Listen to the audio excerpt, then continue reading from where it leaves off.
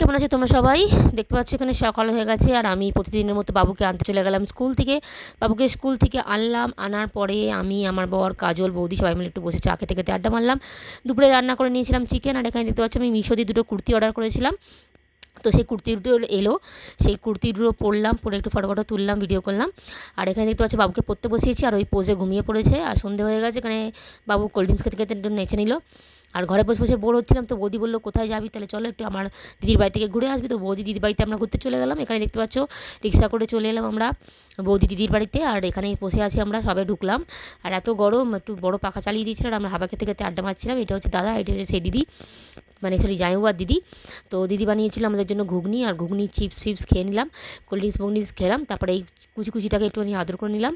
তারপরে বাড়ি আসার সময় বৌদি একটুখানি মাংস নিল, মাংস নিয়ে আমরা চলে এলাম আমাদের পাড়ার দিকে। এর আমাদের পাড়ায় লাইটিং লাগিয়েছিল, কালী পুজো ছিল বলে। আর এই দেখতে পাচ্ছি আমরা একটু নাচতে নাচতে বাড়ির দিকে